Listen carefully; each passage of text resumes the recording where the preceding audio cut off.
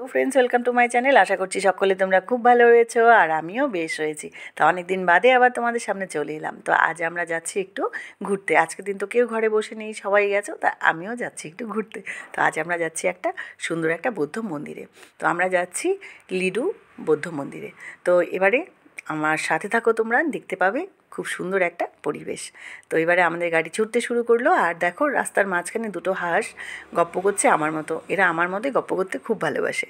তো যাই হোক, এবারে আমাদের গাড়ি ছুটতে ছুটতে পৌঁছে গেল দিগবয় শহরে।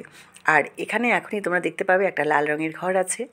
এই দেখো, সেই লাল রঙের ঘরটা হলো ব্রিটিশদের ক্লাব। এই ক্লাবটা কিন্তু এখনও চালু রয়েছে। তো এখানকার অফিসাররা এখানে এসে গলফ খেলে, সব কিছু খেলেন। তো এরপরে যেটা মনে হলো, আমার পেটে খিদা একটু চুচু করছিল, তো আমরা চলে এলাম এখানে একটা ছোট্ট একটা রেস্টুরেন্টে। তো এখানে এসে আমরা পরোটার খোঁজ করলাম, কিন্তু পরোটা নেই।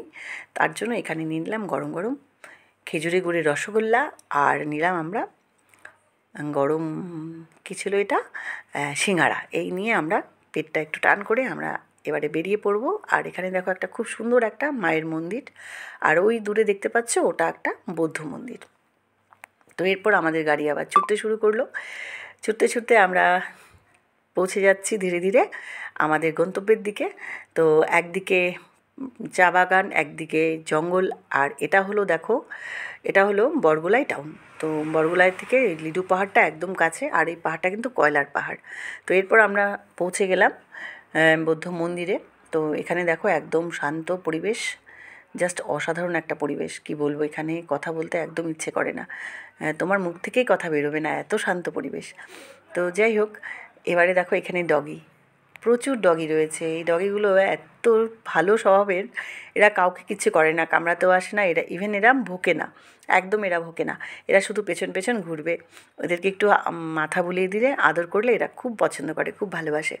তো দেখো, আর ইনি আমার মোজাটা নিয়ে চুপটি করে বসে আছে, একদম শক্ত করে ধরে বসে আছে। অনেকবার আমার বর চেষ্টা করেছিল, কিন্তু ছাড়াতে পারেনি। আর এখানে যত্রতত্র সব রেস্ট নিচ্ছে। আর এবারে দেখো এই মন্দিরের ভেতরের যে জায়গাটা, সেই জায়গাটা দেখো, খুব সুন্দর একটা পরিবেশ। তো এখানে না অনেক কিছু আছে, ফুল থেকে ফল থেকে শুরু করে সবজি বাগান। তো আমরা সব দিকে তো আমাদের যাওয়া বারণ, আমরা সব দিকে যেতে পারিনি। তো আমাদের যতটুকু আমাদের যেতে পেরেছি, তার মধ্যে দেখো এই যে বেগুনগুলো এত সুন্দর হয়েছে, আমার না খুব লোভ হচ্ছিল, জানো, মনে হচ্ছিলো ছিঁড়ে নিয়ে আসি, পোড়া খাবো আর নাহলে ভাজা খাবো। আর দেখো লাই শাকগুলো একদম ডিপ সবুজ, খুব ভালো লাগছিলো পরিবেশটা। তো যাই হোক, এরপর দেখো আমার মেয়ের সাথে এই বাচ্চা ডগিটা খেলছে। আমার মেয়েও ডগি খুব পছন্দ করে, আর ডগিটা ভীষণ জলি। আমার সাথে বাড়ি চলে আসবে, তোমরা এখনই দেখতে পাবে। দেখো আমার এই যে কোলে বসে রয়েছে, ও আমার সাথে আমার বাড়ি আসবে। আমি বলেছি আমার সাথে যাবে, ও আমার কোলে এসে উঠে বসেছে। তো যাই হোক, এখানকার আমাদের কাজকর্ম কমপ্লিট হয়ে গেছে, তো আমরা তাই বেরিয়ে এসেছি। তো তোমাদের চারপাশটা একটু এবারে আমি ঘুরিয়ে দেখাবো। তো যেটা হলো, অনেক বছর আগে দুবার এখানে এসেছিলাম, তখন এসব কিছুই ছিল না।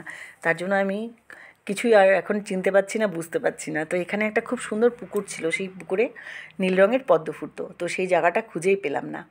তো জানি না কেন খুঁজে পেলাম না, কোথায় আছে সেই জায়গাটা, কেন এখন তো আমাদের বারণ ঢোকা সব দিকে। যাই হোক, এরপরে দেখো আমরা ফেরার পালা।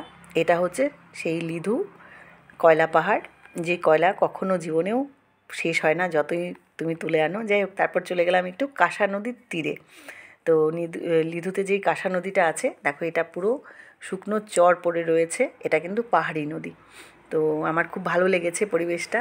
তো অনেকটা সময় এখানে আমি কাটিয়েছি, আমার খুব ভালো লাগছিল। এরপর যেটা হলো, দেখো এই যে মাঝে মাঝে অল্প অল্প জল, আর এখানে পা দেওয়া কিন্তু ভীষণ রিস্ক, তুমি পা দিবে কিন্তু পাটা তোমার ডুবে যাবে।